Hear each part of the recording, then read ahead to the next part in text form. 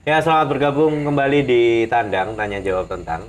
Kali ini kita tandang ke Nunggu Kowe, satu kedai yang cukup syahdu di bilangan Jalan Kaliurang. Jadi kalau teman-teman pengen ngopi yang tidak diganggu orang, cukup tenang mengerjakan hal-hal yang lebih produktif, obrolan intim, kemudian ada tenggat yang harus dikejar gitu ya.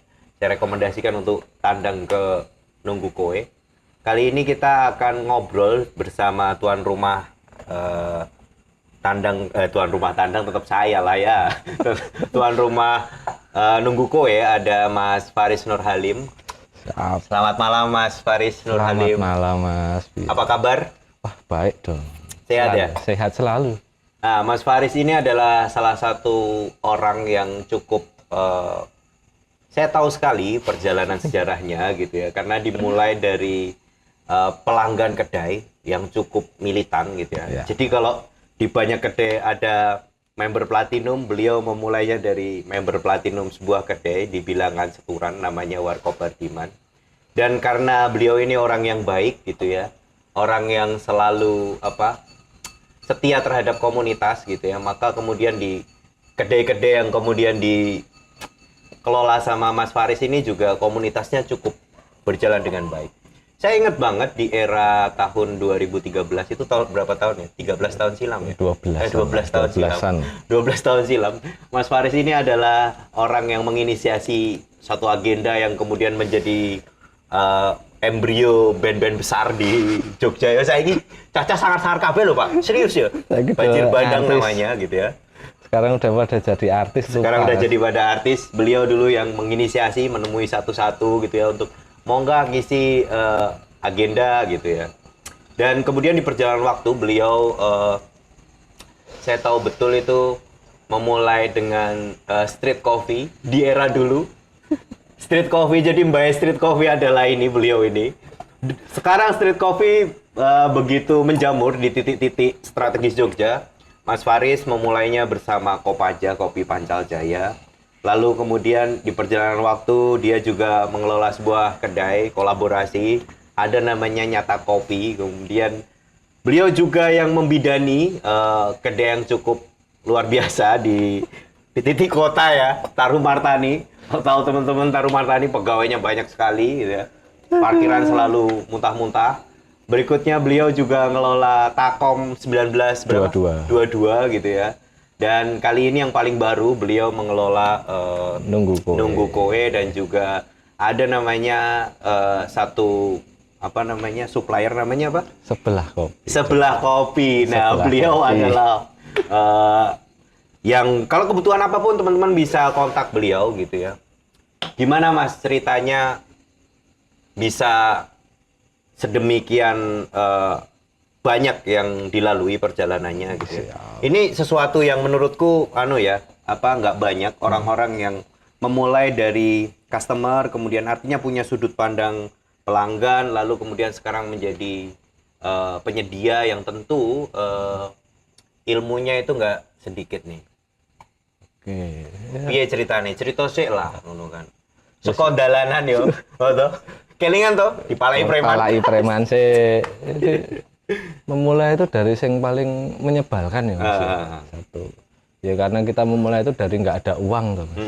Sing iso ibaratnya yang kita punya kan cuma tenaga. Makanya yang ngerjain ya street coffee yang modalnya itu nggak banyak, tapi banyaknya adalah kita di tenaga. Sama pikiran mungkin gimana caranya. Ya dodolan, terus rebutan lapak neng Sanmor. Datang pagi-pagi. Cepet-cepetan, nanti nek kesiangan ya mau nggak mau nunggu yang kosong. Iya. Tapi ya ibaratnya kita jadi anak tiri tuh Mas di Sanmor itu. Satu kita baru di situ sudah ada paguyuban, mau nggak mau kan ya ngasor lah. Nek nggak dapat lapak ya dodolan ramangan berarti itu. Itu terus alhamdulillah banyak teman-teman yang ngasih kepercayaan lah. Ya jadi barista dulu, endingnya belajar gimana mengelola. Ya secara SOP lah. Jadi nah aku pribadi sih awal mungkin jadi barista, kita bekerja sama orang. Tapi kan di situ yang kita dapat bukan cuma finansial. kepiye carane ibaratnya gawe menu iki kepiye sih. Mulai dari bikin SOP, resipi, sampai ke HPP, terus bahkan sampai forecast lah. Yang mana kita kalau nggak di internal kan kita nggak tahu. Iya, betul. Biasanya carane warung ini golek omset. Terus sampai marketingnya, cara-cara jualan. Jadi saya sering pindah-pindah coffee shop sebagai barista, tujuannya itu golek ilmu. Nah, duit ini yang bisa untuk duit mungkin ya. Sesuatu yang langka ya di era sekarang. Biasanya kan orang orientasinya uang gitu ya. Kenapa Mas milih itu? Kan bahkan kalau misalnya saya lihat beberapa kali kan yang dijalanin sama Mas Faris itu kan banyak boncosnya ya Mas yo. Ora, dhisik kongsi wong piro Mas gawe kopajak ya Mas? Wong telu. Wong telu iki gitu ya. boncos. Boncos ya. Habis ora boncos. Ditumpake pick-up aku. Ya itu yang dipelajari dari situ kan kita nggak boleh malas Mas. Ya mager lenge genjot. Endike geleme sing enteng tumpake pick-up. Tapi omsetnya ra nutup boncos loh. Boncos. Bubar, tak bubarkan karena ya memang sudah nggak sehat. Nggak sehat lah ibaratnya secara finansial, secara kita SDM-nya. Dan waktu itu kan saya masih kuliah Mas. Jadi kembali ke tujuan utama dulu, menyenangkan orang tua dulu lah. Kayaknya fokus ke kuliah dulu, makanya Kopaja itu tak stop dulu. Tapi ke Polen nyetop gitu. Terus dipikir meneh. Tapi yang jelas, nah aku sih mungkin prinsip ya sekarang aku dibayar mungkin murah. Tapi aku dapat ilmu itu tetap lakukan karena di kemudian hari ya mungkin dari ilmu yang tak dapat itu aku bisa dapat bayaran sing luwih. Ya, terbukti yang sekarang bayar dulu aku pegawai, saiki aku ngaryake wong. Tetap ada pengembangan karena setiap tahun kan aku pasti aku kudu entuk opo sih tahun ini, aku kudu duwe kemampuan opo sih. Setiap tahun pasti aku tak kejar gitu loh Mas. Mbok carane ya kudu entuk. Dulu kan sempet juga Mas Faris tuh beli mesin roasting ya. Sempat yang awal-awal yang mesinnya jeblok ya loh. Oh iya. Kali mesti bisa tuh. Aku lo kelingan Pak Wajikur. Karena di setiap perjalanan Faris Nur Halim itu dia selalu datang ke dongeng cerita gitu ya. Wah Mas aku gawe iki gitu. Ya, jadi ya. saya tahu banget lompatan-lompatan besarnya gitu kan. Apa gebrakan-gebrakannya gitu ya. Jadi dulu itu FOMO Mas. Kenapa tak kayak bilang gawean FOMO? gede tuh mesin roastingnya sih.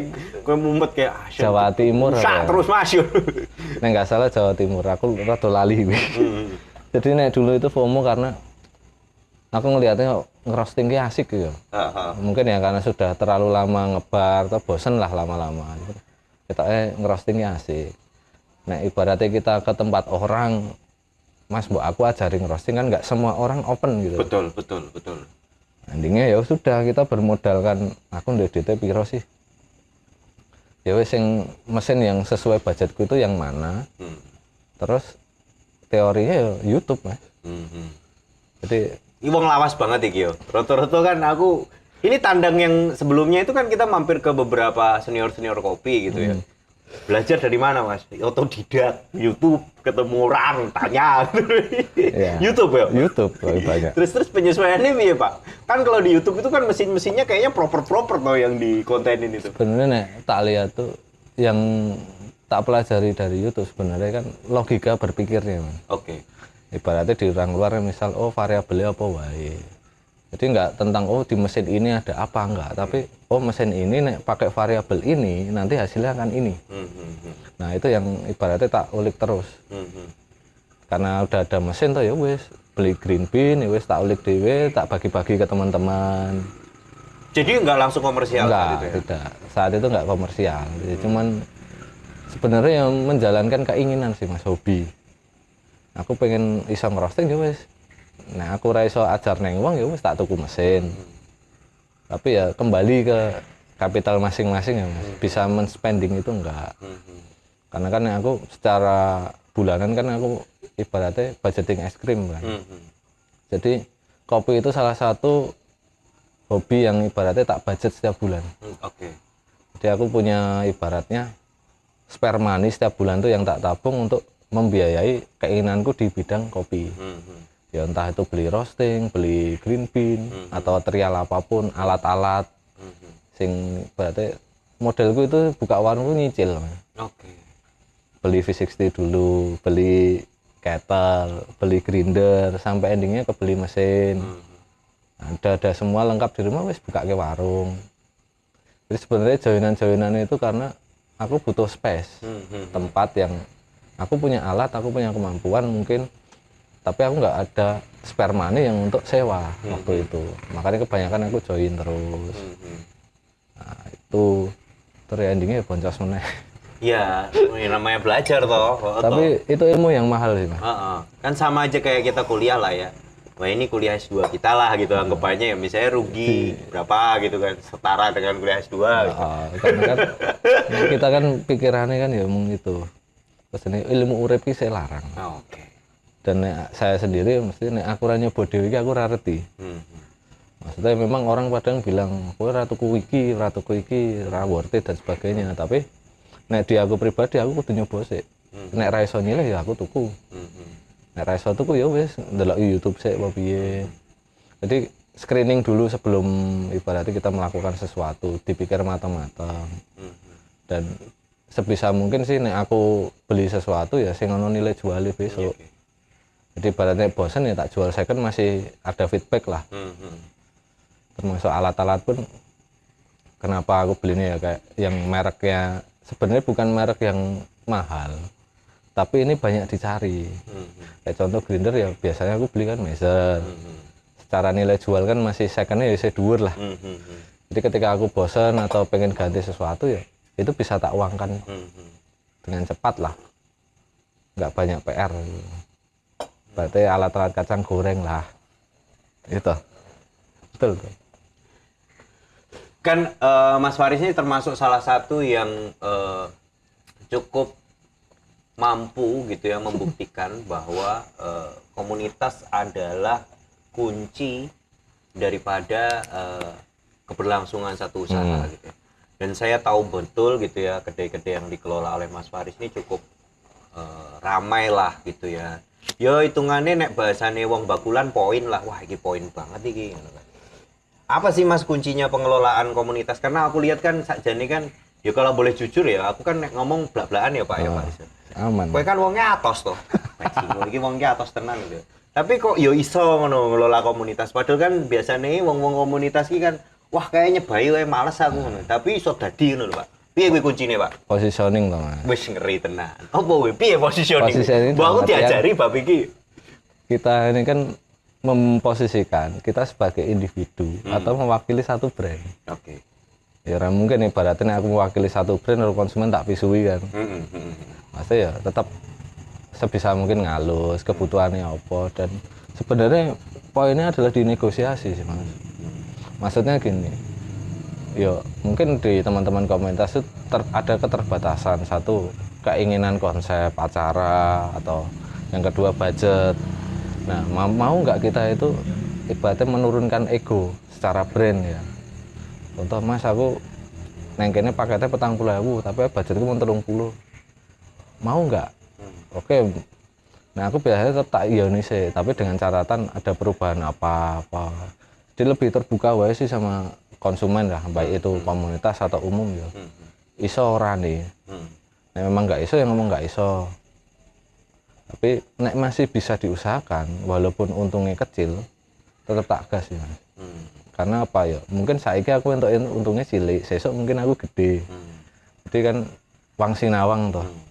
Saiki entuk cilik, sesuk ya mungkin dibalikke gede, tapi tujuannya kan kita merawat konsumen dulu. Long term ya, dipikirkan. Bukan di event itu, tapi nek besok-besok dia mau mampir, ada memorable-nya di situ. Nek mampir kan ra entuk diskon, wong konsumen umum toh. Kan poin itu, Pak.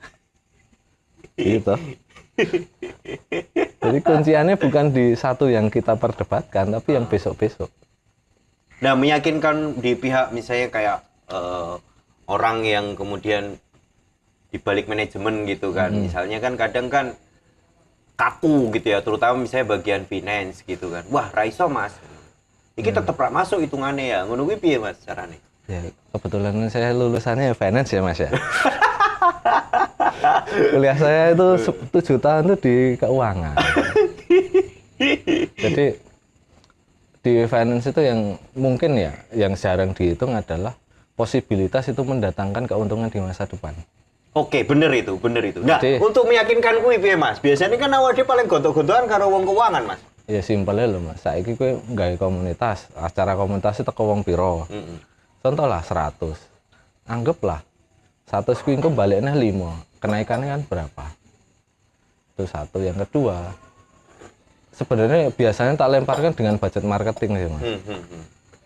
Kowe ngetoke diskon segini. Ketika ini kamu wujudkan dalam budget marketing, entukmu sepiro?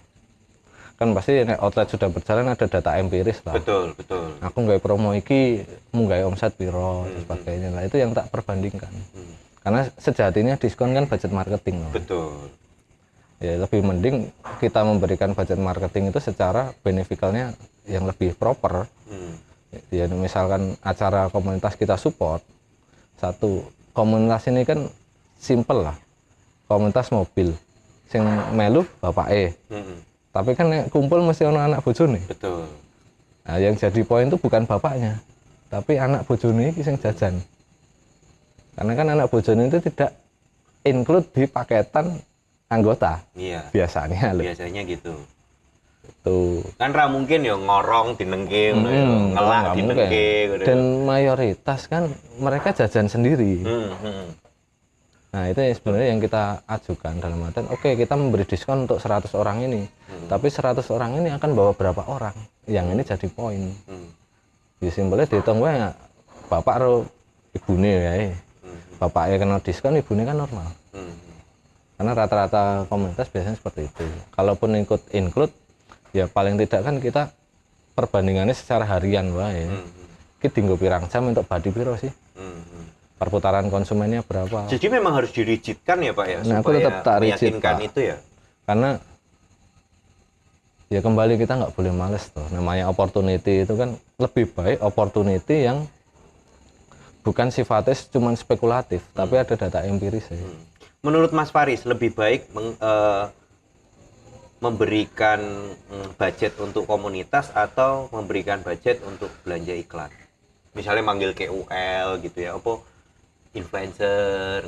Nah, itu tergantung kondisi warungnya, Mas. Oke. Nah, ibaratnya Berarti harus melihat objektifnya juga. Contoh lah, ketika warungmu itu space-nya luas, aku lebih mending ke komunitas. Secara okupansinya bisa besar gitu. Tapi nek anggapannya okupansimu itu kecil, ya mending secara iklan aja, by produk. Karena biar ngejar okupansi itu kan nek warungnya kecil biasanya lewatnya online dan sebagainya. Kembali ke produk apa yang kita jual juga. Fasilitas, terus kemampuan ibaratnya strength kita untuk meraih pasar itu paling besar di mana. Kalau kita bilang antara komunitas dan iklan ya. Karena kan mesti nek warungnya berarti lah aku ambil contoh Nunggu Kowe dan Tarung Martani atau Takom itu pasti budgetingnya beda. Mana yang untuk iklan, mana yang untuk komunitas. Awareness brandnya sudah seberapa, kan ada yang ngitung teman. Nah kayak awal gini, oke, mungkin bisa 50-50, tapi ketika sudah berjalan running, pasti akan lebih. Nah, aku biasanya tak beratin ke komunitas, karena kejarannya sebenarnya aku okupansi, quantity base-nya tuh, bukan ke pricing-nya, tapi di kuantitinya. Iya, karena aku lihat misalnya harga-harga hampir semua yang dikelola oleh Mas Faris ini kan harganya bener-bener mahasiswa banget yo, apa ora rugi Mas? Regane kan murah banget yo. Masih nggak sih paket-paket cappuccino 5.000 pagi gitu? Masih ada. Oh, piye hitungannya? Dulu kan saya sempat masih inget nggak sih kembar Pak Ijo, sopo kayak gendut kayak Suryo kayak yang dia kemudian kerja di sopo studio kopi terus tak takoni piye carane kayak cappuccino iso 5.000 ngopi pagi gitu. Terus dia kerja di sana balik-balik ngabarin, ini Mas carane pasteurisasi dewe. Lah nek ini pasteurisasi dewe ora? Indomie Mas. Oh, malah susu pabrikan toh. Kok iso piye hitung-hitungannya Pak? Coba aku dijelaske. Ini sebenarnya aku simpelnya loh. Heeh. Aku bukan di produk itu ya. Heeh. Simpelnya ya. Dalam artian gini, yang di produk itu kan kita ada HPP lah. Misalkan kita harga jualku normal kan mau 10.000 Mas. 10.000 ki HPP ku piro? Misalkan anggaplah itu 4.000 sekian. Yo. Aku Tipis jual banget, aku Bang, jual berarti 5.000, untungku paling cuma berapa ratus perak. Iya makanya. Ya kan, tapi anggapannya gini. Di jam 9 sampai jam 12 ono konsumen ora? Nggak ada orang ya. Kowe tetep bayar gaji toh. Iya.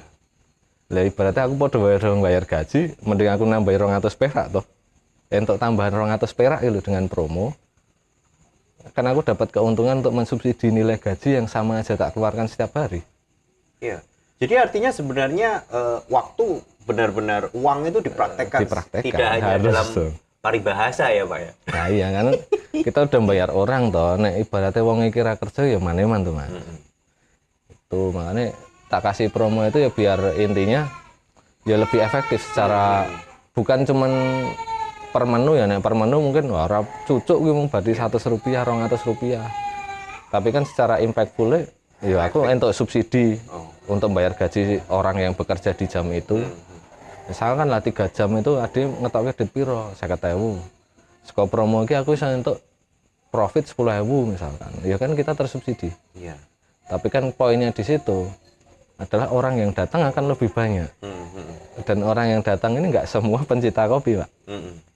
Iya betul. Dan harga yang lain normal ya? Normal dong. Oke. Kita Teh berkorban. tetap normal ya? Ini sekolah es teh tuh. Tapi penjualan terbaik tetap air mineral dan es teh nggak sih Mas? Lah, ya. Beberapa kedai kopi kan bilang kayak gitu. Intinya loh, iki kopi tak gawe 5.000 Mas. Pon jenengan nek nongkrong suwe mau ngombe kopi siji. Iya, Paling ora jajan. tuku loro. Itu satu, nek enggak karo snack. Simpelnya mesti ono air mineral es teh bar kuwi. Iya. Dadi ulo nek ora to. Oh, ora yo dadi asam lambung akut, Pak. Dan kenapa jam 9 sampai jam 12 satu itu sebenarnya idle time. Oke. Idle time yang bahwasanya orang-orang sekarang itu jarang sarapan pagi, Mas. Nah, mereka jam 9 jam 10 itu udah di kafe. Otomatis kita bisa dapat poinnya di makan siang. Betul juga itu. Iya toh. Karena kan ya saya jenengan lo pagi sarapan ki kerep ora. Wah, kami ini termasuk golongan sarapan awan, Pak. Nah, iya, tetap paling gasik iki jam 11 lagi mangkat golek madang. Bener. Gitu.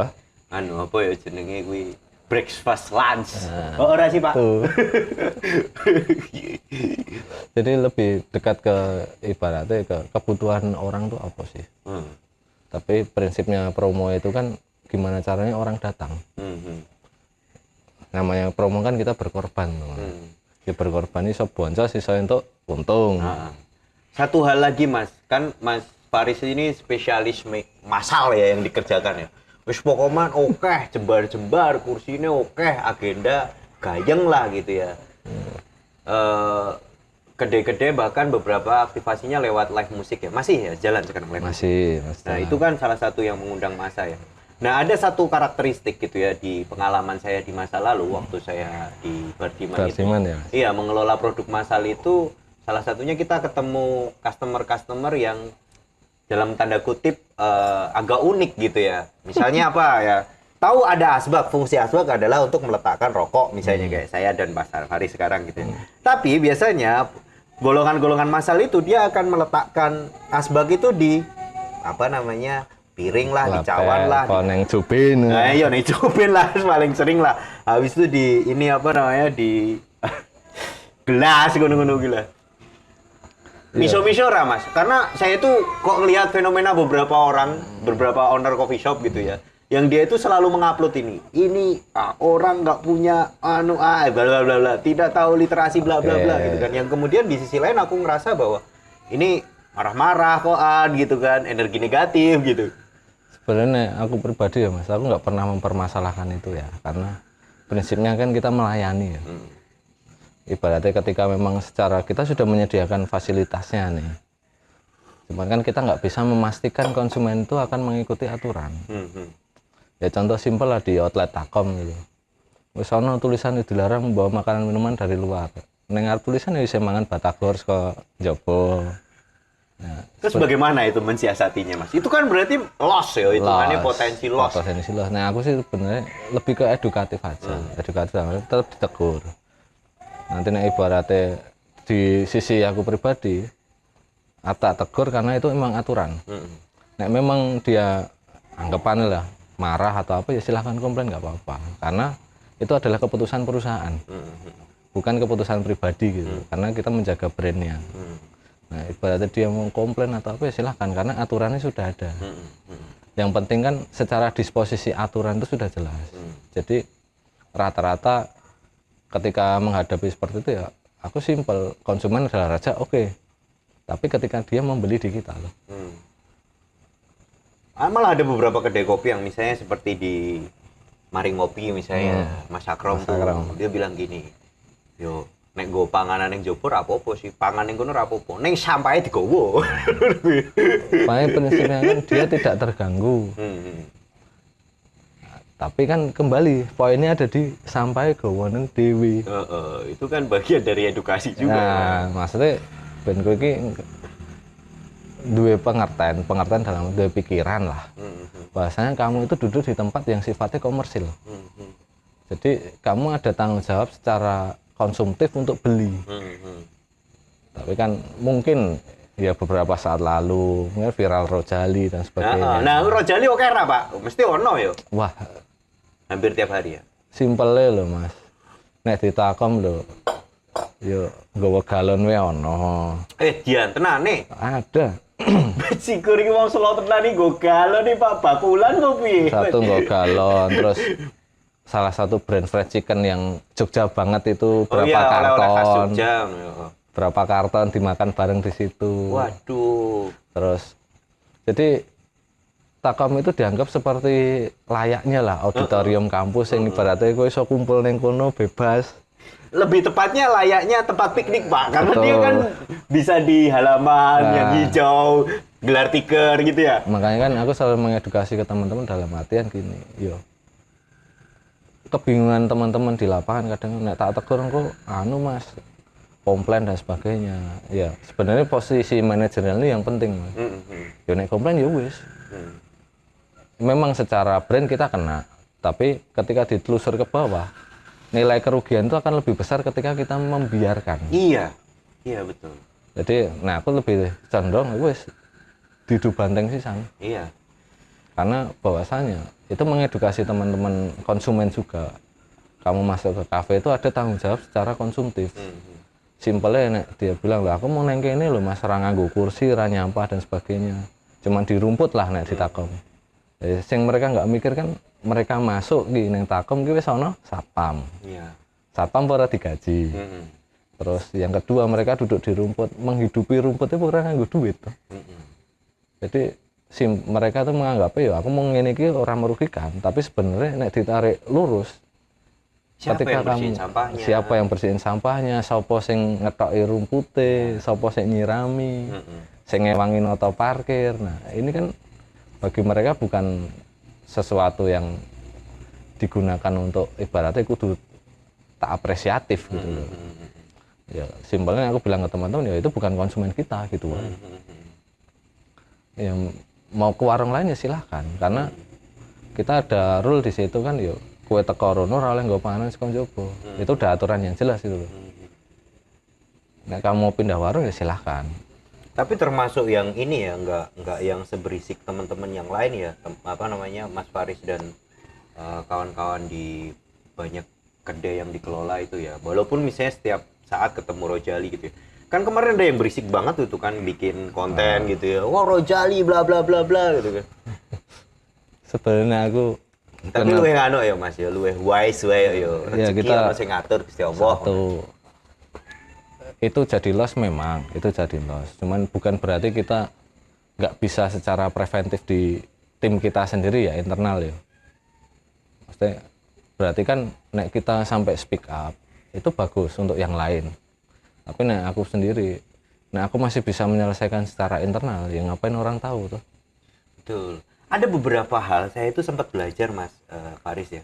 Saya itu sempat wawancara juga sama Cak Badrun. Blandongan kuwi Rojali wedan ngono nek cerita. Lah itu pendekatannya sangat halus, mulus, tapi kemudian berhasil membangun dari yang sebelumnya konsumennya itu los-losan tiba-tiba jadi sungkan. Karena sama Cak Badrun itu dijagongi, Pak. Ngopi Mas gitu kan.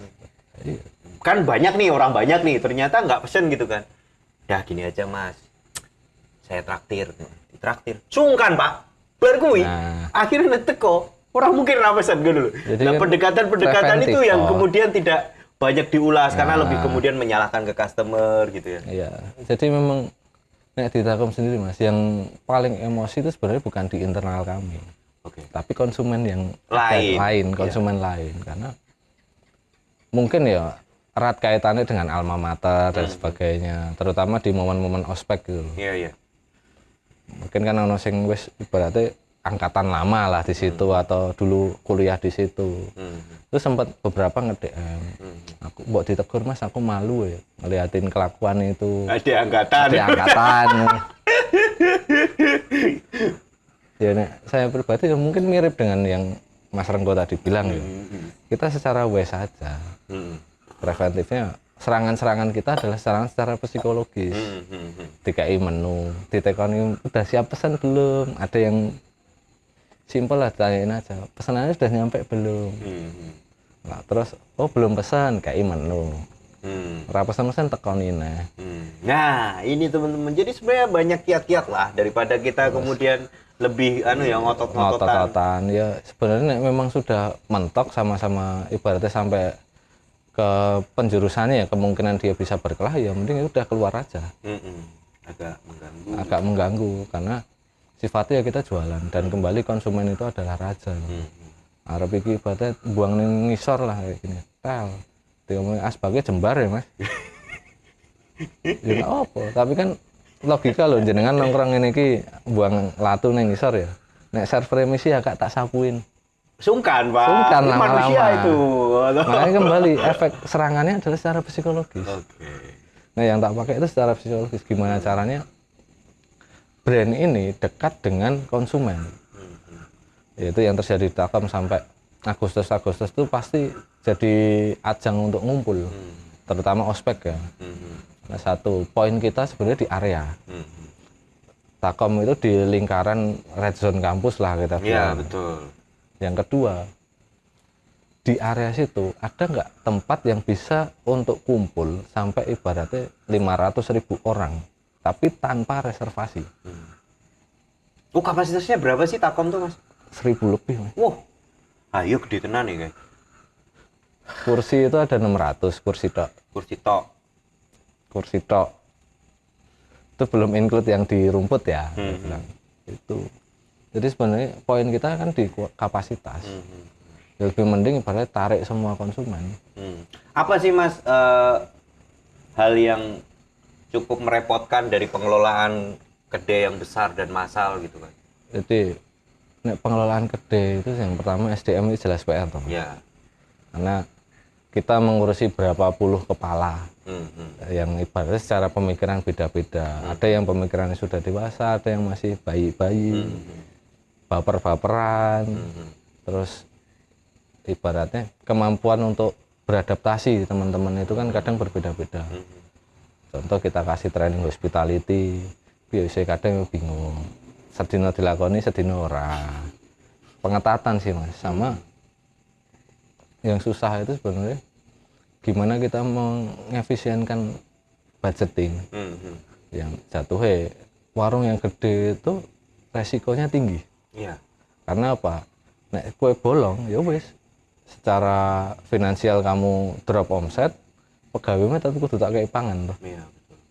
Jadi efisiensi di tim operasional itu agak PR memang. Karena satu fluktuasi bahan itu kerasa banget. Iya. Contoh yang akhir-akhir inilah ayam bisa sampai 40-50 ribu. Nek mung tuku sekilo ki ra kerasa, Mas. Coba tuku 300 kilo. Anjir gue yakin. Makanya kemudian keputusannya bikin ini ya, supply itu ya. Iya. Wes ngeri tenang. Gimana toh Mas kui kok iso ngerti-ngerti gawe Central Kitchen ya? Iya, namanya sangat familiar ya, sebelah kopi supply gitu ya. Piye gue ceritanya Mas? Ini menurutku sesuatu lompatan yang sangat luar biasa yang dilakukan oleh Faris Nur Halim ya. Dari sebelumnya itu dari barista, kemudian juga mengelola barang-barang kecil, kemudian mengelola outlet, lalu tiba-tiba jadi distributor. Dan kayaknya semua barang bisa didistribusikan ya? Bisa. Wih, ngeri tenan. Bisa. Opo wae gue Pak, opo wae? Jadi nek Dari kopi. Kopi ada Terus? brandnya sebelah kopi, terus susu. Susu ada. Susu ada beberapa merek ya. Salah satunya yang memang ibaratnya aku jualan rutin itu Indomilk. Wah, ngeri tenan. Di endorse ki Mbak Yuning, Indomilk, poin loh iki. Poin. Terus Terus di sirup beberapa merek sirup ada. Terus sekarang tuh yang baru itu di frozen food sama sayur, Mas. oh, sayur juga. Sayur juga. Ayam juga ayam. Ayam include di situ. Wes, daging Sama kan? buah Sama. wah jinggo kabeh. Jamur. Modelnya itu bukan kita jadi supplier, Mas. Jasa belanja. Oke. Ya. Jadi kemudian bisa memangkas penawarannya terhadap gede-gede hotel, restoran, kafe itu memangkas divisi purchasing gitu. Betul, misalnya mensimpelkan lah Oh, tugas mensimpelkan. purchasing. Karena kan rata-rata sekarang kan purchasing kan isih belanja nang pasar, kadang nelponi vendor. Dan mungkin ya teman-teman nek pakai vendor loh, harga vendor tuh pasti flat sebulan tuh Ya. dan relatif tinggi biasanya. Jarang yang harganya ini update mendino. Kalau di sebelah kopi?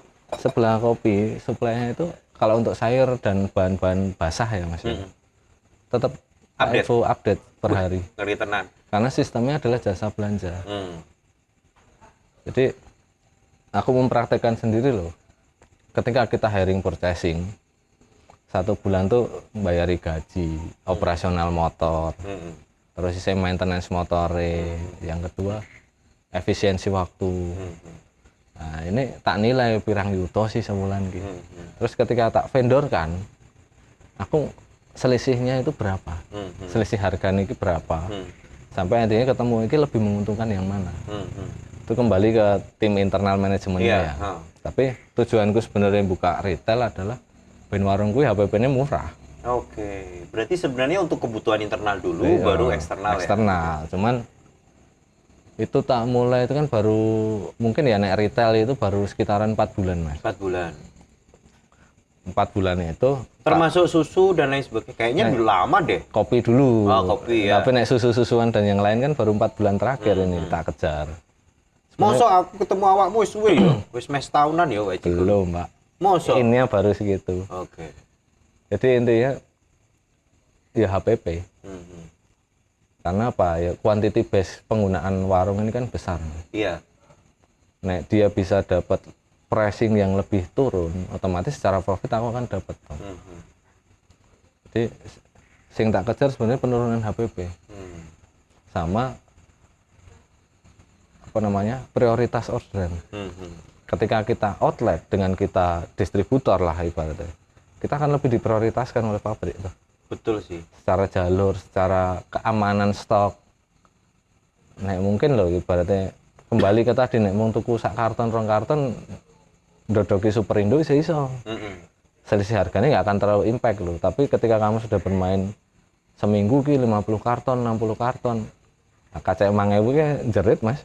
Tapi memang benar sih ya Mas Faris. Karena saya sendiri sempat bantu satu street coffee gitu ya, yang dia mencari HPP termurah gitu ya. Akhirnya aku coba tanya-tanya ke beberapa distributor gitu ya. Ternyata terpautnya jauh sekali. Misalnya sirup nih 1 liter 115 nih ya. Ketika kita ngambil 200 liter jadinya 75.000 Pak. Wah ini kayak wong bakulan tenanan malah jiur batine terpautnya jauh sekali. Memang. Gitu kan. Jadi sebenarnya kan kita bisa mengkat HPP itu jauh. Tinggal negosiable atau enggak. Tapi kembali nek pesennya mau ngecer, ya dipahami juga ngecer itu beda dengan grosir. Kadang itu yang kita purchasing mau ngecer tapi njaluk rego grosir kan ya nggak mungkin loh. Ya ora mungkin. Nah duitnya beda ya Pak, Jigur. Kontra atau apa. Aku biasanya cuma tak note dan nanti gini. Ya yang dipikirkan tuh cost of distribution ya. Nah, ini kita jualan retail itu ngirim itu kan ya butuh bensin. Satu, yang kedua kita distributornya butuh payback tuh. Karena distributor ke pabrik pasti payment in hand-nya di depan, outlet dan sebagainya. Jadi kita cut off-nya itu di margin profit sebenarnya. margin profit yang aman, ibaratnya karena kita crossingnya internal tuh waktu itu. Margin profit yang aman untuk membiayai distribusi, tapi masih hidup secara supply. Mungkin mau profit mau pirang atus perak, pirang ewu lah. Tapi kan secara profit dia dapat, tapi biayanya tercover. Tapi di outlet dia dapat low cost. Tuh, dan harga-harga yang tak jual sebenarnya harga yang sama dengan distributor gitu loh. Jadi memang definisi numpuk receh. Receh nek oke yo, manusia silver kayak hormat pengguna jalan ya untuk receh oke Pak, jigur sak jam. Cuman kan di receh itu kadang orang mikirnya kan, wah aku mau badi 5.000, aku mau badi 4.000, dadak ngirim. Nah ini kan orang pasti nggak mau tuh, secara bisnis ya kita bilang. Cuman kan nek pikiranku lah, aku wis dodolan kopi gitu. Nek outletnya ono susu gitu, ya podo aku ngirim kopi tuh, mending aku di sana nambahi susu. Sebenarnya ide awalnya cuma seperti itu, selain HPP tadi ya. Jadi mau biar secara pengiriman aku efektif. Ada tambahan item lah yang bisa jadi subsidi silang. Tapi endingnya keterusan. Di 4 bulan terakhir ini memang lagi dikejar dari sebelah kopi itu mengejar full untuk fokusnya di retail. Setahu saya kan dulu tuh sebelah kopi ini kan fokusnya di kopi-kopi Papua dia. Kalau di sekarang ini masih kopi Papua atau sudah kopi se-Indonesia, Mas? Ya tetap poin kita kan di kopi Papua ya, Mas. Tetap karena brand kita kan brand Papua sebenarnya. Ya itu tetap fokusnya di kopi Papua. Tapi tetap kan kita melihat kebutuhan pasar. Sekarang kan butuhnya ya blend yang murah, Mas. Biayai saiki. Biayai tetap, Mas. Cuman kan tak kasih note ke konsumen itu begini, ada minimum kualitas yang ibaratnya tak beli. Ya nun saya lah ibaratnya aku nggak mau jual yang barang yang anggapannya aku ora gelem ngombe gitu. Kopi-kopi grade busuk lah ya. Mungkin loh ya, mungkin lah. Tapi kan kembali ke idealis pribadi ya. Nah, aku tetap minimal yang layak minum dan harga bawah mungkin memang aku nggak bisa ngeduni ya wes. Berarti itu bukan pasarku. Berarti tetap punya ini ya Mas ya, range bawah ya, nggak yang terus main jelok-jelokan rego ngobong duit ngono ya. Kan sekarang banyak toh yang modal-modal besar gitu ya. Siapa tahu Mas Faris ini kan modalnya wis ra ono serine toh terus. Wes kowe rego piro tak dudi ngono. Sampai kemudian mati kan. Sebenarnya kan kalau kita bicara konsepsi atas perang harga, persaingan yang sangat ketat, itu kan isinya adalah sebenarnya permainan bakar uang toh. Sampai orang itu nggak kuat modalnya, baru kita kemudian megang monopoli, kita kendalikan harga pelan-pelan. Nah Mas Faris tuh yang kayak gimana nih? Saya itu hidup berdampingan, Pak. Wes ngeri tenan. Tenan loh iki. Tenan karena simpelnya gini. Aku itu nek nyales ya memang aku nawari kopi, tapi bukan berarti menghalalkan segala macam cara untuk masuk ya, Mas. Tetap ya kita pokoknya ketemunya konco dewe itu kebanyakan. Ya simpel lah, dikasih susu gitu loh. Aku bawa Indomie, aku bawa Greenfield, aku bawa Diamond. Gampangannya loh. Tapi bukan berarti di pasar ki wong wis kebacan nang Greenfield tak kirimi Indomie. Enggak, aku enggak mau seperti itu. Intinya kan hidup berdampingan ya. Anggapannya DE pesannya Greenfield ya tak teri Greenfield. Pesannya Indomie ya tak teri Indomie. Ora terus dikirim Cimori kan ngono ya. Mana aku enggak sih. Maksudku ya, aku jaga relasional ya. Kita boleh bersaing secara bisnis, tapi bersaing yang sehat. Orang sih harus ngeceluk harga apa-apa, aku malah nggak suka sebenarnya. Sebenarnya dibandingkan misalnya kan di Jogja ini kan banyak banget juga toh Mas supplier-supplier gitu ya. Apa yang menjadi keunggulan dan juga value-nya sebelah kopi dibandingkan yang lain? Same day itu masih jelas. Jam day. Same day. Oh, same day. Oke. Karena ibaratnya pesan hari ini ya diantar hari ini sebisa mungkin. Nah, itu roleku ke teman-teman tuh itu. Yang kedua mungkin term of payment. Wih, ngeri tenan. Ini kesempatan kawan-kawan. Poin terus kowe iki karo aku iki. Terus lanjut. Dengan catatan loh ya. Maksudnya aku selalu ke outlet itu ya gentle agreement bae. Njaluk tempo piro. Otomatis kan ada quantity yang harus kamu kejar satu. Ada rule-rule yang ibaratnya bukan sing aku ngebruk ya, tapi kita deal-dealan lah, discussion dalam artian seminggu kuwi nganggo piro. Totalnya piro, tempomu njaluk piro, jarak Jadi anggapannya ya wes. Aku seminggu contoh pakai susu nih 10 karton. Ya wes, paling aku akan bilangnya ya wes kirim sedino ya. Langsung 10 karton nanti di tempo. Ya 7 hari, 14 hari. Cuman kan secara cost of distribution ini kan harus dihitung dulu. Kadang kan ada beberapa kedai itu yang ternyata di luar dugaan, Mas. Ada lonjakan-lonjakan yang tiba-tiba muncul gitu ya. Contoh misalnya kan perhitungan dalam satu hari cuma habis 2 karton, tiba-tiba 3 karton gitu kan. Terus pas stok habis gitu. Misalnya tiba-tiba kontak itu bisa diantar juga saat itu. Bisa. Wih, ngeri tenan. Aku terakhir antaran itu jam 10 Pak ya. Jam 10 malam? Oh. Jos, Pi. Memang mulai kita kan dari siang dong Mas. Kembali kita kan makhluk malam ya. Tapi kan kadang ada, berarti ini salah satu keunggulan Mas, karena kan beberapa supplier ada yang jam kantor aja sampai jam 5 kan gitu. Nah justru itu yang anggapannya kenapa ya dari Indomie itu minta saya. Karena satu slow waktunya dalam artian lebih mudah memfleksibilitaskan anak-anak gitu loh. Tim-tim yang di lapangan itu satu. Yang kedua ya kita kan tahu keresahan outlet ki opo. Karena ya kita punya outlet gitu loh. Ya saya kira simpelnya lah. Mungkin purchasingnya itu sudah sesuai rule. Cuman kadang dilalai mungkin ya baristane, head bare, ora request order, bul rete entek. Nah, ini kan hal-hal yang sifatnya human error itu kan masih banyak loh. Ini nih ibaratnya nih, aku melihat loh ini masalah untuk outlet. Tapi sebenarnya poin untuk kita distribusi. Kalau kita bisa mengcover ibaratnya kekurangan-kekurangan itu ya jadi poin loh Mas. Makanya aku ngasih teman-teman ya SMD nek bisa.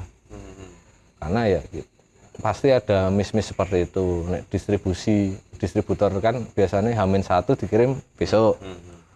Maksimal order jam 4. Mas, aku ki kan sempat melihat grafik beberapa harga yang terutama itu fluktuasinya gila-gilaan ya. Saya masih ingat banget ya, Mas Faris juga pasti merasakan gitu ya. Pernah pada satu ketika harga kopi itu lonjakannya gila ya. Berapa 3 kali lipat ya, atau sekitar 300% kan kenaikan. Nah, dengan sistem tempo itu kan otomatis waktu itu saya langsung ambil keputusan cepat sih Mas. Saya pengen dengar cerita dari Mas Faris ya. Dengan sistem tempo, otomatis kan kemudian ketika kita kulaan, kuwi bakbo Mas, jan koyo nyambut, jan koyo kerja bakti ya lho.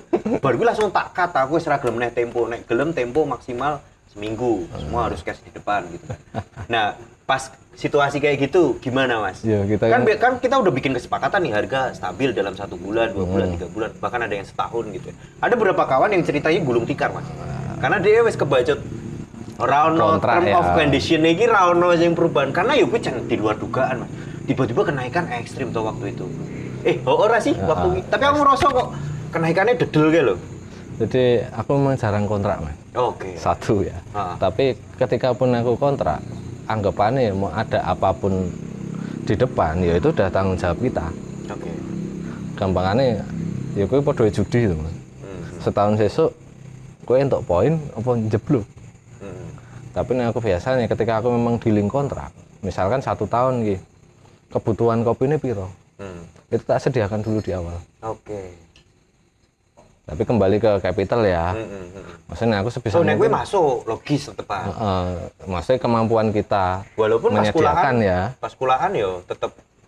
Ya kan kita marginnya tipis lah ya John. Anggapannya loh kita dealing di Februari. Dengan dongeng kopi lah 1 tahun sampai Februari tahun depan kita butuh 2 ton kopi A misalkan ya wes 2 ton itu tak sediakan di Februari itu juga setelah kita dealing kontrak. Jadi satu harga sudah kita kunci dari awal. Oke, ya. Yang kedua ya mau itu fluktuasi naik turun ya adewe ora mikir. Iya, karena sebenarnya persediaan barang dagangannya udah clear dan itu ibaratnya ya wes stok untuk kontrak itu aja. Tapi paling aman gitu sih ya. Iya, karena kan kadang kontrak ini kan yang anggapannya kadang disepelekan gitu. Nah, aku malah ketika kita memang sudah ada kontrak ya kita komitmen. Komitmen dalam artian mau itu naik harga, mau turun, kualitas juga tetap harus sama. Yang kedua, berarti gentle agreement-nya itu loh. Karena kan kita ngejar ya, Bu. trust itu. Sekali kita kontrak tapi endingnya menyalahi kontrak itu, ya mungkin secara finansial kita kena, tapi secara trustnya ini loh, orang yang tadi ora percaya ora dhewe. Padahal bisnis paling utama sebenarnya trust. Trustnya, makanya tak bilang ya aku memang nggak ada kontrak, cuman general agreement wae. Ketika kamu bilang tanggal sekian bayar, gue bayar ya wes cukup tahu aku. Ada mas yang macet-macet gitu? Ya pasti ada loh. Ngeri. Apalagi misalnya gini ya, fenomena kedai kopi yang apa buka tutup mas yo, oke tenan ya ini. Itu ada yang nggak kebayar mas. Terus itu sebenarnya udah dihitung sebagai resiko atau enggak sih ya modal-modal ini? Karena kan ya ngomongnya distribusi kan, distributor apa meneh kan, makanya kan tadi modalnya kuat toh. Kita bilang ada term and condition mas. Kita lihat dulu flow-nya ke piye atau apa di luar faktor X ya, tapi nah aku pribadi aku selalu mencadangkan. Jadi berapa budget untuk setiap bulan itu cadangan kerugianku sih. Oh berarti sudah dihitung resiko. Sudah dihitung resiko rugi. Terus chip in-ku setiap bulan harus berapa. Karena kan kita berharap pasti akan lebih besar. Makanya ketika lebih besar ini kita dapat kenaikan berapa, modalku butuh munggah piro. Itu harus dipikirkan setiap bulan. Rata-rata kan paling wah omsetnya rame, tapi secara modal belanjanya nggak ditambahi. Endingnya kan kobel-kobel juga tuh. Musuh terbesar dari distributor kan salah satunya ini Thomas, berkejaran dengan waktu untuk expire date gitu ya. Nah itu piye mas? Karena aku wis tahu loh mas, aku jenenge ditawani iki ono salah siji distributor ngono kan. Mas, ki ono susu murah. Tapi expire pendek. Ngerti berarti lah gue kan. Ya gue menarik ngono loh bagian. Kita kan akhirnya berkejar, wih iki anu. Tapi kan itu masalah bagi distributor gitu kan. Bagi kita misalnya yang di retail seneng iki, wah iso dolanan promo kan ngono. Nah aku sih kita kembali ke NOO ya mas. NOO istilahnya memorandum of quantity-nya berapa dengan distributor ya. Tapi aku selalu NOO itu sesuai dengan kapasitas yang tak makan. Oke. Jadi misalkan mengukur dulu. Berarti forecast kita kan ngasih forecast toh. Sebulan ini aku mangan piro sih. Mungkin loh, ibaratnya aku sih nggak FOMO dengan harga ya mas. Berarti aku nek tuku 200 karton kok diskonnya semene. Wah, itu sebenarnya bumerang nanti. Iya, kadang orang terjebak itu ya. Iya nek UHT mungkin saya setahun saya wani. Nah, fresh juga mati pak. Iya, cik. Kalau saya ini 10 dino apa 14 dino tuh? Indomie itu 1 bulan pak. Wah, tuh ya. Wah, ini jadi brand ambassador Indomie tenan nih. Mbak Yuneng poin loh iki. Terus? Gila nek nonton gue mesti di WA aku. Lambemu gitu ya. Jadi sebenarnya kita kembali ke kapasitas yang kita makan berapa, dan menurutku loh jangan FOMO dengan diskon, dengan apa ya, ya mungkin bagus ya secara opportunity, cuman dipikirkan matang-matang kapasitasmu mangan ini piro. Ya buat apa kamu dapat promo ya, selisih, dapat harga selisih, tapi endingnya barang ini wasting di kamu, tidak terserap gitu. Lebih ke mencukupkan diri dulu. Nek memang kapasitas makanmu kuat ya ambil, tapi nek kamu nggak bisa mangan ya wes cukupkan saya. Maksudnya ya kadang kan wong pengennya untuk gede, tapi nggak memikirkan ibaratnya kapasitasnya piye. Sing mesake salese ngono. Oh iya, saya juga ingat kamu dulu tuh sempat bikin kedai di Karanganyar ya Pak ya. Wah, sebenarnya cah iki sajane rekam jejake rada akeh iki cah iki. Kuwi piye ceritane kuwi kok iso nggawe ning titik paling atus saya apa sing wis tau digarap Purwokerto ya Pak ya ngono ya. Purwokerto ya sebenarnya cuma perbantuan. Pasar di luar tuh gimana sih sebenarnya Mas? Menarik nggak sih? Iya, kita di tier kedua, kota tier kedua itu sebenarnya pasti ada keterlambatan tren toh Mas. Oke.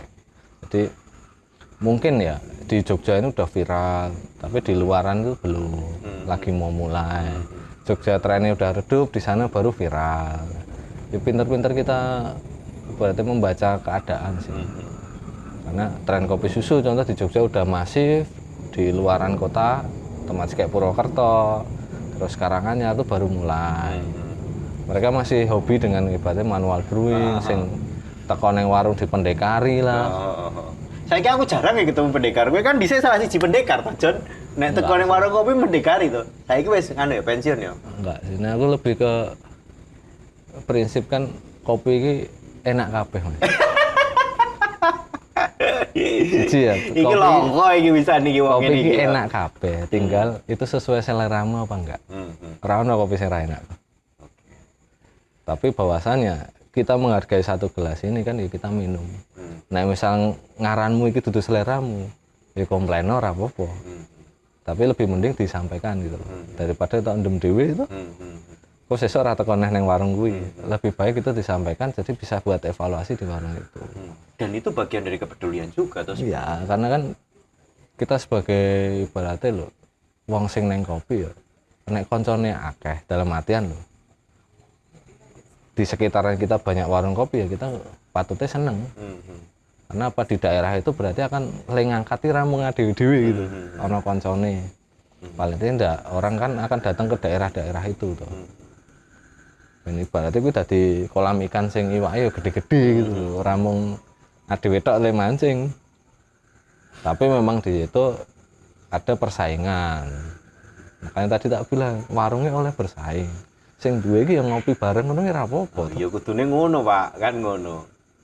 Saya no hard feeling loh ya. Nah iya, kita harus berkawan, Pak. Nek ora kan ya ora masuk. Nah, di Takom 1922 ini kan saya lihat itu kan sebenarnya percetakan, penerbitan sama toko buku ya itu. Iya. Senang maca buku toh Mas Laan Yonan? Iya. Sekarang udah nggak baca lah ya. Sudah. Udah sibuk soalnya. Jarang sih mana yang baca ya sekarang karena setiap hari kan aku selalu bikin to-do listku. Maca niki maca WhatsApp ya. maca WhatsApp, balesi orderan. Tapi apa Mas buku yang pertama kali dibaca Mas Faris yang kemudian membuat wah iki buku apa iki tak rekomendasikan ke kawan-kawan ini karena sebenarnya kan tandang ini kita membicarakan soal buku, kopi dan komunitas gitu ya dan Mas Faris ini salah satu yang mengkerangkai 3 hal itu ya. Salah satunya karena memang gedenya ada di Taman Komunikasi. Taman Komunikasi. Taman Komunikasi Kanisius 1922. Jadi penerbit yang cukup besar gitu ya, cukup gede dan luar biasa gitu ya. Buku-bukunya bagus-bagus, terutama buku-buku filsafat gitu ya. Saya lihat gitu. Tapi nih aku kebanyakan buku yang tak baca itu buku-buku tentang teoritis ya Mas. Kayak ensiklopedia kopi, terus berarti pengalaman bisnis. Nah, saya paling satu buku yang ibaratnya di luar itu yang tak baca cuman gone iki rencangin jenengan. Sopo? Sing wong Magelang. Mas Agus. Oh, Agus Mulyadi, Agus Magelangan. Apa lambe akrobat atau sing ngendi? Bukune akeh. Yang awal-awal malah aku yang baca Mas. Karena waktu itu masih ya free space toh. Sebenarnya karena ketika kita baca teori terus kan Yesusnya mumet toh. Mending ya teori praktek cuman ada kebosanan itu. Nah, makanya kadang ya aku baca-baca ya bukunya Mas Agus nek blognya sing tak waca. Kayak cen cahanu ya kayak. Saiki nggawe kelas menulis. Oh. Menulis lucu wangen kayak. Nah, saya itu ingat gitu ya waktu juri di Takom gitu ya. Itu agenda yang rutin ya tiap tahun ya. Tiap tahun. Tahun ini ada nggak? Biasanya bulan Oktober, Pak. Januari. Oh, Januari ya. Nah, Oktober kan di warung sebelah. Oh ya, warung sebelah. Sekarang enggak ya? Sekarang enggak ya. Aku ingat banget Oktober kan, tiap Oktober gitu kan. Kalau yang Takom tiap Januari ya? Tiap Januari. Kalau nunggu kowe nanti tiap apa? Nunggu kowe itu nanti belum ada jadwalnya sih Mas, tapi tetap akan ada. Cuman kita belum menentukan kapan nih. Agenda yang menarik yang dikelola sama Mas Faris ini adalah selalu melibatkan juri-juri yang banyak jumlahnya gitu kan.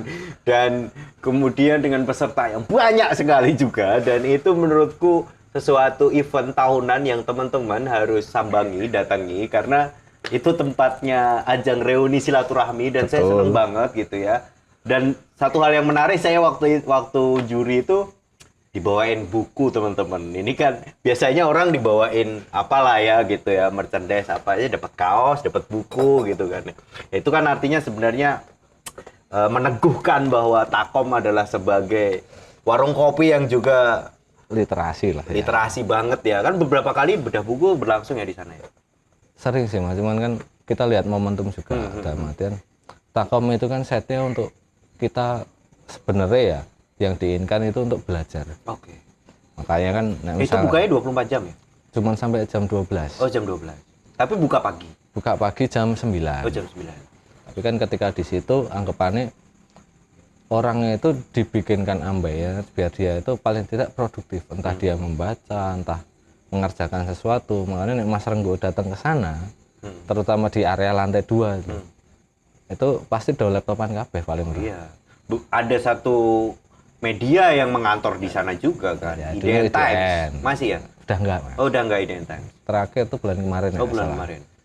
Nah, itu aku sih lebih ke gimana kita memfasilitasi kebutuhan orang sih. Balik lagi ke tadi.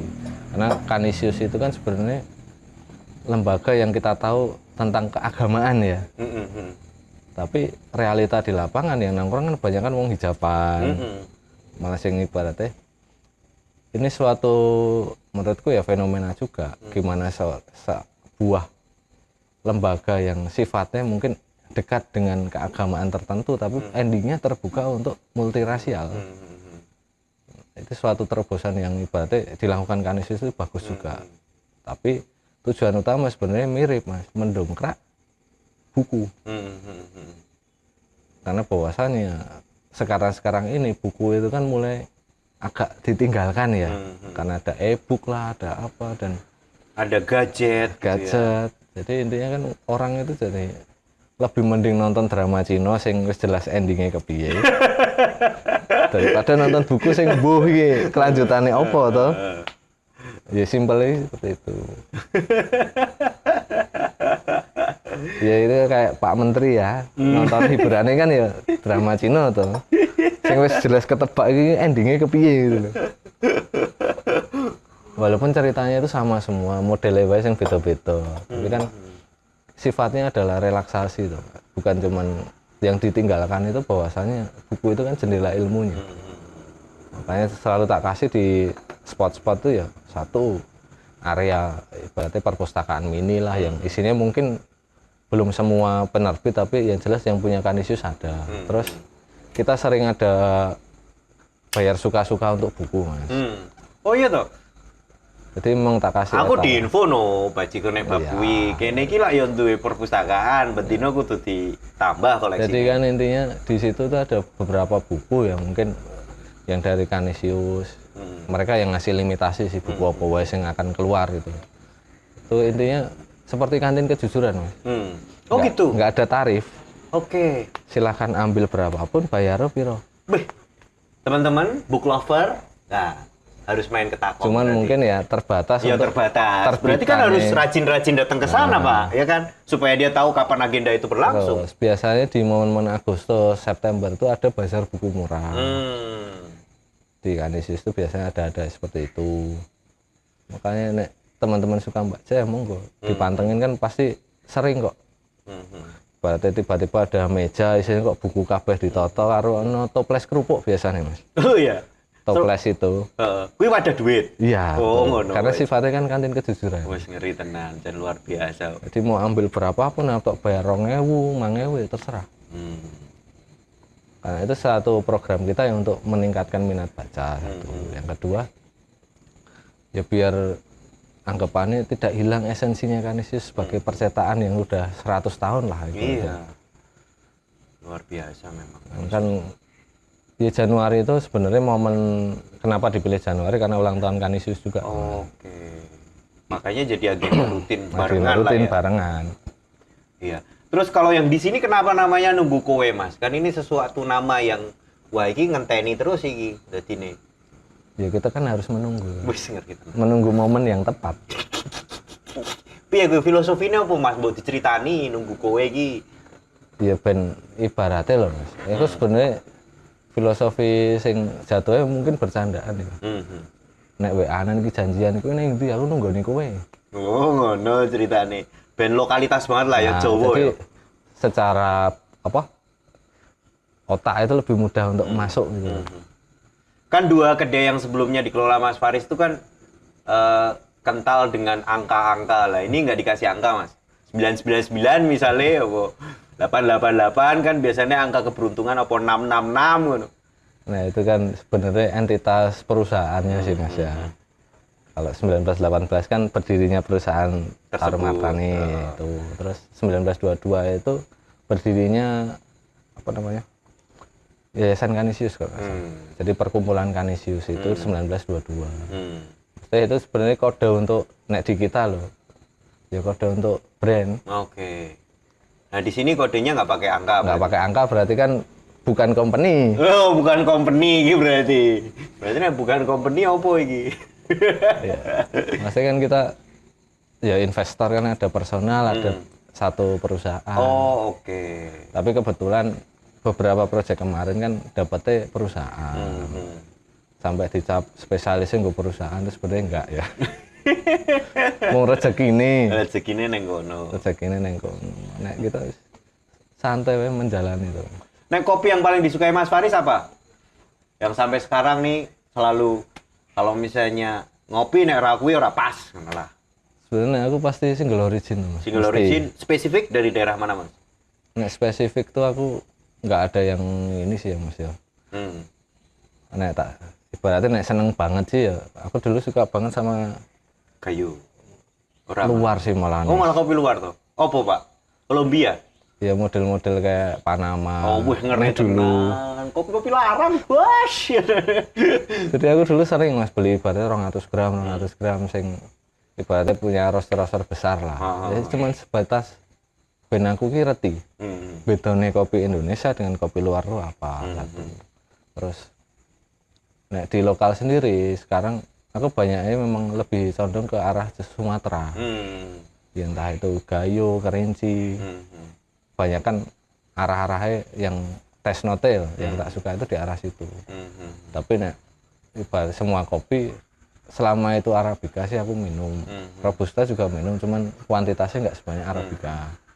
Karena permasalahan di perut ya Pak ya. Oh iya, kita kan penganut asam lambung ya. Betul. Iya. Jadi Selalu di tas ada apa, Mas Faris? Coba Ya. ceritain dulu. sekarang naik ya Mas levelnya. Oh iya loh. Nah dulu mungkin antasida, sekarang wis ranitidin. Wah sih. Wah iki poin iki nek endorse iki bos. Karena aku Obat-obat asam lambung. Halo. ngopi-ngopi kayak gini bisa 6 gelas, 7 gelas Mas satu hari. Hah?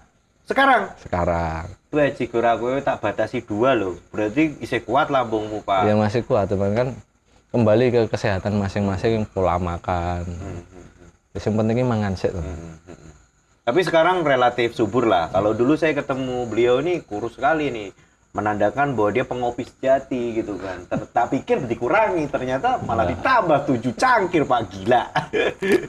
Justru karena, nah aku kan memang pagi kan pasti ngopi tuh Mas. Pagi ngopi, terus nanti siang, makan siang itu pasti ke warung, ngopi meneh.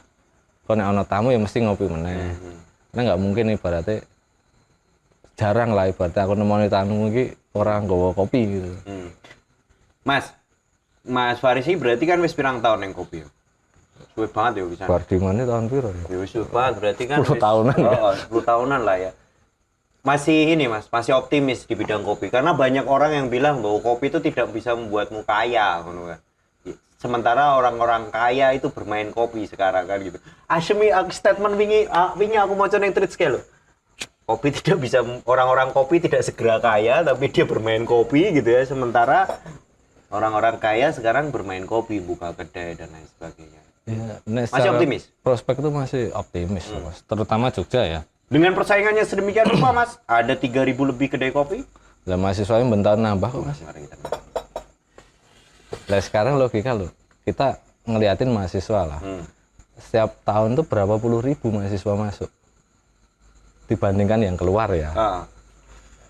Kan tetap akan bertambah terus dan durasionalnya kan ibaratnya loh Mas. Mereka lulus ki, nggak langsung serta-merta lulus yuk balik. Pasti mereka kan ya bekerja sih apa menikmati di sini dulu. Ada term waktu yang sebenarnya itu jadi nilai jual. Dan itu masih menjadi potensi yang menjanjikan ya. Iya, karena pasar Jogja kan paling besar itu kan mahasiswa. Makanya sing nyar-nyar lah ibaratnya warung kopi yang kita ada tren skena dan sebagainya. Kan sebenarnya pasarnya adalah anak-anak muda. Makanya tak bilang prospektus ke depan ya sebenarnya masih sangat koin ya. poin ya. Tergantung gimana caranya kita mengelola warungnya loh ya. Nah, itu dia, Mas. Maksud saya adalah kenapa misalnya pertanyaan ini tadi saya lontarkan, karena fenomenanya hampir setiap hari ada kedai tutup, hampir setiap hari ada kedai buka gitu kan. Dan kedai-kedai tutup itu kan salah satunya ditandai dengan Mas Faris, mungkin salah satu pelaku sama seperti saya gitu ya. Saya itu kan bikin namanya Jali Pikini, jual beli piranti alat kopi gitu. Itu kan dari warung-warung kopi yang kukut itu, Mas. Oh iya tak jual gitu kan. Nah, kui kan artinya kan sebenarnya ada yang Salah gagal, lah ya. ada yang berhasil gitu ya. Nah, sebenarnya kalau ngelihat pasar sekarang gitu ya, trik atau kiat apa Mas yang paling tepat supaya teman-teman itu ya sustain lah, minimalnya ya bisa bertahan lah gitu. Yo, nek orang bilang loh SWOT itu Mas. Wah, ngeri tenan iki. Strength, weakness, opportunity dan trade. Dalam artian ya kita harus tahu aduh iki buka nang ndi. Konsumenku iki sapa? Hal yang disukai konsumenku iki apa? Mereka biasa nongkrong di mana? Daya belinya berapa? Spesifik mungkin ke demografis. Contoh konsumenku iki mahasiswa nongkrongnya nang kene, sekali nongkrong spendingnya berapa? Tapi di situ sampai ada ibaratnya kebutuhan-kebutuhan kayak contoh wifi, fasilitas, apa, harga. Jadi lebih ke persiapannya sih aku bilang. Berarti riset penting ya Mas? Seberapa penting sih riset sebelum kita misalnya buka kedai Kalau kopi? anggaplah kita bilang takom ya Mas. Takom itu aku butuh riset 6 bulan sebelum buka. Sebelum resmi buka. Resmi buka. Karena ya satu pemantapan data, satu yang kedua biar kita oke lah kita oportunis. Tapi oportunis itu terukur gitu loh. Oke. Berarti jangan ngasih ketika kita mengelola ya jangan ngasih janji-janji surgawi lah ya. Aku selalu ngasih mesti yang kemungkinan terburuk. Dalam artian apa biar satu kita nggak berdosa karena berbohong juga tuh Mas. Yang kedua efisiensi di permodalan. Karena kan orang kadang mikirnya oh budgetku semene aku tak tuku mesin ini cukup. Tapi kan logikanya variabelmu atau okupansimu cukup nggak atau sesuai nggak dengan mesin itu. Nyarinya brand, nyarinya merek lah. Cuman kan oke, seatingmu cuman 10 meja kamu pakai mesin double. Ini kan living cost-nya bicara. Ya mending gue nganggo single loh, okupansimu masih cuma 10 gitu, masih tercover lah. Tinggal nanti mereknya apa, budgeting. Kadang kan orang FOMO. Buka warung kopi, penting tuku barang iki. Tapi endingnya secara manajerial mereka belum siap. Karena nggak harus di tengah kota kok. Nggak harus di dekat kampus, butuhnya yang pelosok-pelosok ya udah rame. Kembali, berarti kan di ibaratnya SWOT-nya dia yang bicara. Aku bukain aduh ki, aku kudu duwe power apa men wong ki teko. Contoh kopi klothok. Kita bukan warung kopi ya, tapi lebih ke F&B. Iya. Aduh yang pucuk loh Mas. Ngantri yo, Ngantri itu wis nah. tirik-tirik. Berarti kan ada sesuatu yang memang dia bisa menarik orang. Nah makanya pentingnya riset itu di situ. Kita menentukan kekuatan kita itu di mana sih.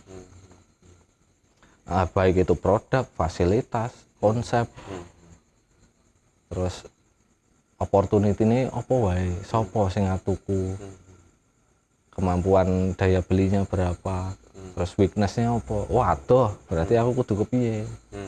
Terus settingan forecastnya, aku bilang kayak Takom itu kan efektif 8 bulan. Oke. Kenapa? 4 bulannya Libur. Berarti selalu bikin targetnya per 8 bulan ya, nggak yang kemudian 1 tahun ya. Jadi aku bikinnya 1 tahun, tapi di 8 bulan ini adalah momen-momen aku kudu dodolan. Kudu ngejar target. Jadi yang di 4 bulan itu mungkin targetnya akan low banget. Karena ibaratnya kita dapat tinggi aja bersyukur gitu loh. Jadi sebenarnya fenomena sekarang dibandingkan dengan waktu Mas Faris kuliah dulu beda jauh ya. Kalau dulu kan kayaknya libur kuliah itu orang nggak pada pulang ya. Sekarang pulang semua ya. Ya sebenarnya after COVID sih ya Mas ya kelihatannya. After COVID itu terutama di liburan-liburan panjang itu kan tetap mungkin ya mereka akan tetap pulang dulu. Jadi ada masa idle ya, karena kan masih anak-anak baru, terus mungkin lo lagi awal-awalnya ngekos mungkin, jadi masih mungkin ada homesicknya. Tapi bener sih Mas, aku berapa kali itu coba kan, sampai sekarang kan Dongeng Kopi itu masih sangat concern di bidang bagaimana kemudian kita merawat teman-teman kampus gitu kan. Pernah satu ketika bikin agenda, itu ternyata orangnya nggak ada. Kemana? Pulang semua gitu kan. Ini kan fenomena yang menurutku akhirnya aku juga belajar gitu ya. Kami belajar banget bahwa ternyata ada fenomena itu tadi 4 bulan. Iya, karena kita harus sadar tuh Mas, sadar pasar kita terbesar tuh siapa. Anggapannya di Takom itu 90% kan pasarnya mahasiswa. Ya, nek perainan kampus ya mesti lawang toh. Kalau dulu di Taro itu kan pasar terbesarnya salah satunya sales. Kalau di Takom enggak ya Mas, malah mahasiswa ya? Taro itu family Mas. Kamu kan cerita pagi-pagi itu sales nongkrong buat ngejar target gitu kan. Makanya ada promo pagi tuh. Efisiensi uang itu biar maksimal. Tapi kalau sana 12 full terkejar lah ya. Apa 12 bulan terkejar lah ya. Kalau Taro itu relatif stabil. Oh, stabil ya, biasanya. bulan tiap bulan. Tapi kalau bulan-bulan Desember lebih dhuwur lah ya kan liburan. Jadi karena dia segmennya adalah family ya. Jadi ketika peak season liburan tuh malah tinggi. Beda dengan Takom. Takom itu ketika liburan ya bisa kosong Mas. Bener-bener kosong. Ya bisa kosong Mas. Ya kita dapat okupansi 50% itu udah bagus. Udah bagus banget ya. Ketika memang momen-momen liburan ya. Mas, saya itu kan sampai di fenomena sekarang ini harus belajar banyak soal pengelolaan SDM. Tadi Mas Faris sempat cerita nyinggung dikit soal SDM. Gimana sih Mas pendekatan SDM sekarang yang rata-rata mereka adalah tipikal Gen Z lah. Ya, saya tidak menyebutnya demikian gitu ya, tapi lebih ke lalang lompat gitulah ya. Udah bisa kemudian lompat lagi, udah bisa lompat lagi, udah bisa lompat lagi. Nah aku simpel gini Mas, di Takom itu aku jarang buka lowongan barista. Oke. Jadi sistem yang tak pakai adalah jenjang karir. Oke. Siapapun mau pengalaman apapun ya anggapannya nek masuk ya server dulu. Oke, kamu daftar barista, memang kita ACC barista, tapi tetap nyarver dulu. Kenapa nyarver dulu ya? Karena menku ini ora semena-mena karo koncomu gitu loh.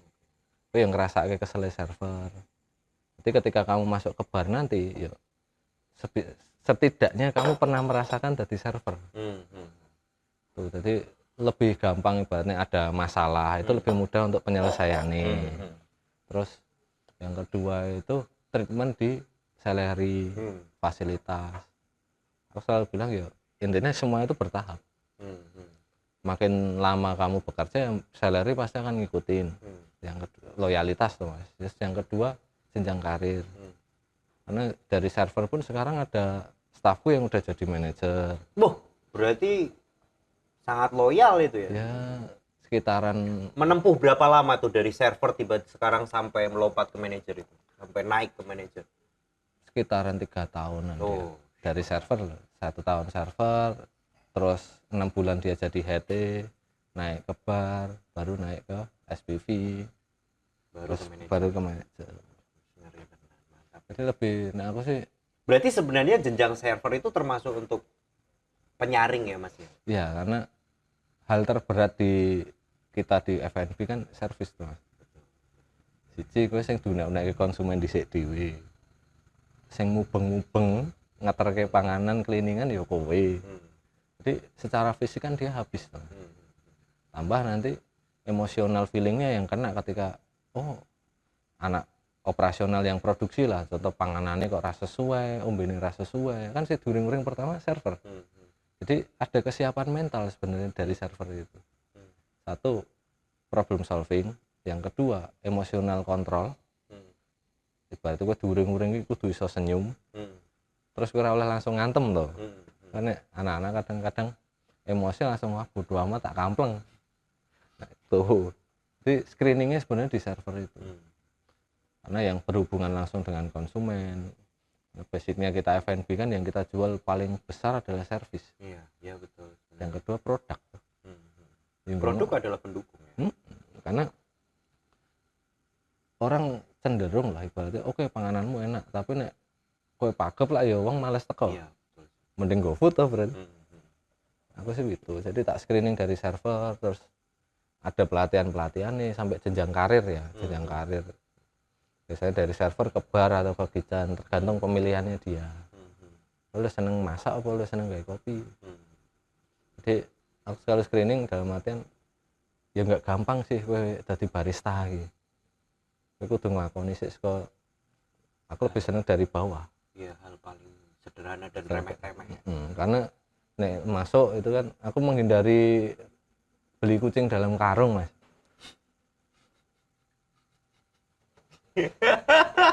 Ini jujur ya, aku menghindari karena sebisa mungkin kan nek kita loh dari internal manajemen iki aku entuk gede, bocah-bocahku ya kudu entuk gede. Maksudnya karena prinsip yang kita bangun adalah usaha bersama. Aku iso dadi manajer saiki mergo ana kowe. Nek aku ora ngopeni kowe ya padha wae tanggung ngopo. Melu ngrasakne yo. Betul, karena itu efeknya ke apa namanya? Leadership-nya. Anggapannya seberapa didengar statement kita di staff. Tapi nek ibarat secara emosional feeling mereka udah dekat, jaluk tulung ki apa enak, Mas. Ana kesalahan yo diseneni ki ora baper. Iya, betul. Tapi nek dasare orangnya udah nggak suka, arep seapik apapun kowe tetep ora bakal seneng. Jadi memang pendekatannya ya secara humanisnya lebih dapat. Yang kedua, secara fasilitas penunjang juga mereka terpenuhi dulu. Arep ngongkon wong kerja ya wetenge dikebak isik lah ibaratnya. Madang sih lagi dikoni kerja. Kirane nek di luar jam kerja ya wis jake ngomong sik. Butuh rokok ra. Kayak tukoke rokok engko ewangi iki ya. Jadi ada take and give gitu. Dalam artian karena ini sudah di luar jam kerja, ibaratnya kita itu teman. Tapi nek di jam kerja gue tak kon nyaponi ya nyaponi. Tapi ketika mungkin lo habis closing lagi do nyantai, setelah jam kerja selesai, aku jaluk tukoke rokok ya tetap mereka berhak menolak. Iya, betul. Karena apa? Ini sudah bukan jam kerja. Posisi kita setara gitu. Lebih ke pembagiannya sih, bicaranya kita memposisikan kita sebagai atasan, kita sebagai teman ngobrolnya mereka. Filteringnya lebih enak. Lebih dari, ya berarti kan sekitar hampir 1 dekade di kopi ini, Mas. Hal yang paling bikin kesel Mas Faris apa? Nah, bikin kesel sih sebenarnya Di dunia kopi, Mas. Nyebailah emosi aku karena aku mengalami situasi seperti ini misalnya. Gue tapi jadi pelajaran besar. Aku gitu. sih berapa kali kan memang. Tapi wis tau dihapusi wong to, Mas. Sering tuh Mas. Ngerti dhewe to ceritane. Pengusaha tenan berarti kan. Itu tahu dihapusi to. Yo jangan berdoa ya. Ya ora, tapi kan tapi nek wis tau kapusan kan berarti wis tenanan kowe usaha ngono kan. Kita kan yang menyebar. Keceglong lah berarti lah ya, aja ngomong dihapusi lah ya. Ketika memang prinsipnya gentle agreement ya Mas. Ngomongnya A yo A. Tapi yang nyebai kan wis A iki tadi B, tadi C, jadi D gitu.